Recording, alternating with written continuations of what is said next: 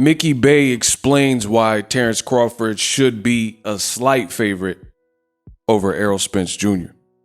That's what I want to talk about in this video. What up, Fight World? It's your boy Ego, and I'm back with some more boxing. Now, Fight Hype, link in the description. They have an interview with my guy, MIKEY, who has a fight coming up with Tevin Farmer. Check that out. And he was breaking down a potential Errol Spence Jr. Terence Crawford fight. Now, nothing has been confirmed as of me recording this video in terms of the fight's actually done or it will be next. However, many speculate that the fight could possibly be next. So, hopeful fans have their fingers crossed, myself included. Now, I got to give credit to my guy, MIKEY. In this interview, I thought he did a phenomenal job of being fair. And this is what I was asking for from, as opposed to some of the other fight predictions and breakdowns that I've heard recently. I believe MIKEY, he actually approached his fight with the most subjective and fairest possible fight prediction, because he gave it the value that I believe this fight deserves. And this is what I was asking for before, because there was a lot of boxing commentators and boxers or whoever getting interviews, and they were talking about the fight, and they didn't really indicate a 50-50 fight. Now, in this interview, MIKEY says he knows Crawford very well. And I already knew this from talking to MIKEY in the past, but he said Terence Crawford had been his roommate at one point with him and his brother, Cortez Bey. And he knows firsthand how hard Terence Crawford has had it. And this is something that I've highlighted on my channel many times over. So what do I mean? And I'm just going to not beat around the bush. Terence Crawford, just like MIKEY is saying, was never spoon-fed. Terence Crawford, on Top Rank and ESPN, he was almost put in these unpredictable, weird, stylistic fights, especially at 35 and 40, where, in my opinion, they got Terence Crawford kind of the most recognition, where he became undisputed and things of that nature. And they were putting him in these circumstances where Terence Crawford, as Bay said, sink or swim. And the thing you got to respect about Terence Crawford is Crawford was being pitted against just any style, like any style that this boxing game has. He was having to fight. Like you could look at back-to-back Crawford fights, let's say Hank Lundy and Deary Jean, or Jeff Horn and Jose Benavidez, and no two styles and attributes were really alike. Like the way Jeff Horn fights, his height, his stature, his strengths, his weaknesses were not inherently the same as Jose Benavidez. And what Benavidez is a taller package, and he boxes more, boxer puncher. Jeff Horn's kind of a wild. I don't even think Jeff Horn beat Pacquiao, but that's another story for another video. And that's just the reality of Crawford's career. He's just been in there with just whoever Top Rank and ESPN at the time could find for the last 10 years. Olympic medalists like Gamboa, Felix Diaz, just a litany and plethora of different styles. And that's what you got to respect. So MIKEY said Crawford should be a slight favorite, but he says, I got respect for Errol Spence Jr. and it's truly a 50-50 fight. And he believes that this is the best time for the fight. Again, this is something else that I've touched on and spoke highly of on my channel. There are some fans who I believe are immensely biased with this particular matchup, and people saying that, is this going to be a one-sided affair and things like that. And it's boxing. Anything can happen. Maybe that's the case. But I really, on paper, I don't see it being like that at all. I think it's about as 50-50 as you can get. And in this interview, MIKEY was illustrating and talking about that and saying that he actually believes now is the perfect time. If this fight happens at the back half of 2022, it will have been the best or perfect time for this fight to take place. And this is something that I've maintained on my channel. There were other predominantly Crawford fans, if I'm being honest, the Bud Buddies, who were saying that Errol Spence was looking for a way out and ducking and dodging and things like that. But I've maintained the same sentiments in my videos. Errol Spence actually did Crawford a favor, because while Crawford continued to stay undefeated and beat names. Errol Spence, he really did the heavier lifting.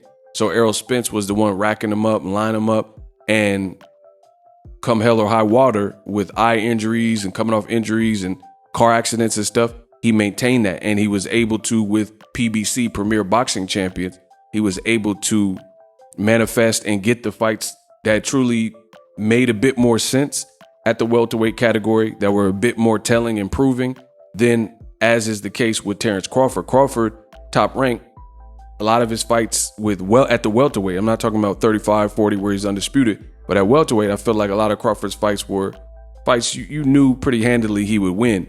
I think kind of what MIKEY is saying, a lot of that is from the way up, like fighting Bradis Prescott with 2 weeks to prepare and moving up in weight for that opportunity. I think that's where the bulk of Terence Crawford's grind and not being spoon-fed and having it the hard way came up in the 135 and 140 campaigns as opposed to 47. Not to say that he didn't do anything good at 47, but that's just the way I see it. At 47, I think it's been a lot more difficult where he wasn't able to get a lot of the fights, politics, or, maybe they didn't try hard, whatever the case is. So I respect MIKEY's breakdown of the fight. I think he was very honest and he was very telling, and he's indicating what I've told you this fight should be, which is a brilliant fight, two guys, and he explained why he had Terence Crawford #1 over Canelo. I have no problem with that. I think I've always said this too. I think both Canelo and Errol Spence stylistically per their division, I think if you have either guy above Canelo, that makes sense because let's be honest, I think Canelo has been put in a position, he has a good resume, he's a great fighter, talented fighter, but he also has been put in a position where he gets to fight who he wants and picks who he wants. He got this A-side leverage, and he definitely uses that to his advantage. So as a result, he gets to carefully guide his career and, pick guys, short notice, no time to train, long layoffs, coming off bad performances recently. Even Dimitri Bivol, even though Bivol was able to beat him, Bivol hadn't looked exceptional or particularly good versus even Crawford, even though I just told you earlier in this video, Crawford, in my opinion, hasn't been able to get the bigger names at the welterweight division. He still was willing to fight all comers and, just different styles, a litany of styles. And Errol Spence, I told you he's done the heavier lifting. So it's easier to regard that. Canelo, he could have been undisputed at 160, but he decided to be and try for undisputed at 68, where the competition was not the same. You had similar styles in Caleb Plant, Billy Joe Saunders, and he did it after David Benavidez was removed of his belt. So, that changes things because even throwing in a David Benavidez or David Morrell Jr. or even a Jamal Charlo, these are different complexities and styles to many of the guys he fought to become undisputed at 168. So I'm not mad at Crawford being rated or Errol Spence being rated higher than Canelo. And especially since Canelo has some performances, I don't just go off a box rec, but you got to look at the actual performances. There's other fights that I believe that aren't tallied on his box rec that he actually lost as well.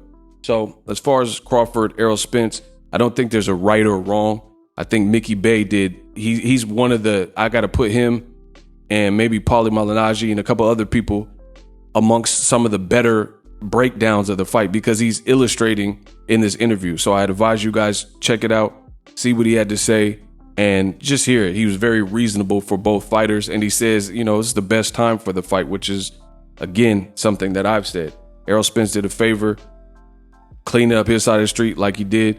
Now's the time for the fight. Hopefully we get it. SLC, subscribe, like, comment. Let me know how I did in this video.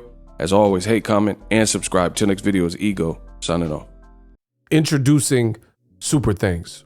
Right here on the official Boxing Ego YouTube. Super Thanks allows you, the viewers, to show a little bit of extra gratitude, which enables me as a full-time content creator to push out the content you need in the world of boxing. Underneath all the videos, you will see a heart with the $sign in it. You can enter any amount that you find suitable as a super thanks. A brand new interactive and colorful way to get your comments highlighted and noticed by not only myself, but other people on the YouTube platform. Super thanks, a unique and cool way to show and applaud us full-time content creators. Hopefully you guys enjoy the content. Super thanks. The future is now. The Hibernation 5s by Kenichi Bear. Hybrid gaming and lifestyle headphones. Out of the box, you can connect to any console or PC. Bluetooth ready with a low latency USB adapter, color RGB, and extreme bass mode. The Hibernation 5s adjust to you. Whether you need a gaming, travel, gym, or lifestyle headphones, the Hibernations got you covered. The new Hibernation 5s, link in the description. Customize the way you hear the world. Welcome to the nation. Are you tired of your YouTube videos not getting any views? Well, consider TubeBuddy. I've used TubeBuddy for years to scale up my YouTube channel. Now we're sitting over 200,000 subscribers. TubeBuddy is a browser extension that offers a ton of built-in productivity and time-saving services to take your channel to the next level. Use my link in the description to get started with TubeBuddy and level up your channel faster. We working.